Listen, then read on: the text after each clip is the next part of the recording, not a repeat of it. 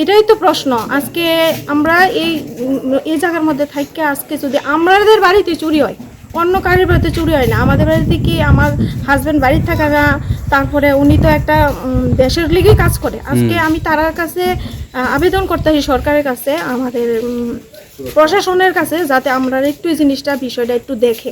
অন্য এর আগে কালকে হয়েছে রাবার চুরি, এর আগে আমরা 6বার, এইবার লইয়া 6বার চুরি হয়েছে।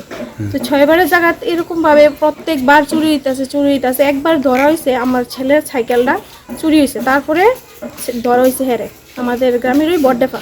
নাম কি হয়েছে তার আগে দোস্ত ছিলেন? ময়নাব হোসেন। ময়নাল হোসেন। আমাদের রান্না করে টিনের আছে, টিনের উপর দিয়ে ছাদের আমাদের বাথরুম আছে, বাথরুমের পাইপ দিয়া বায়া সব আইডিয়া করতেছে, বাইরে বায়া উপরে উঠছে। উঠটা সেরা আমরা আমার শাশুড়ি মার একটা শাড়ি আছিল বারান্দার মধ্যে শাড়িটা আয়া নিচে সিঁড়িটা আয়া নামছে, সিঁড়িটা খুলছে, সিঁড়ি দরজা আছিল, দরজার মধ্যে টিনের দরজা কাটছে, কাটটা সিটকারি খুললা, তারপরে নিচে নামছে, নাইমা সেরা শাশুড়ি মার শাড়িটা নিচে নিয়ে তারপরে ঘিলের মধ্যে বাঁধছে, ঘরের রডের মধ্যে বাঁধছে।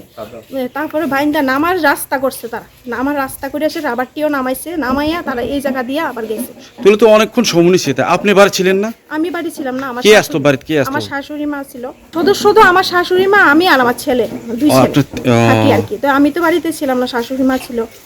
আপনার শ্বশুরের কি নাম? আপনার শ্বশুরের মাখনলাল দাস। আপনার স্বামীর নাম কি বললেন? সমীর দাস। কি করে? তাই না, টিএসআরে জব করে। অন্য এর আগে কালকে হয়েছে রাবার চুরি, এর আগে আমরা 6বার, এইবার লইয়া 6বার চুরি হয়েছে।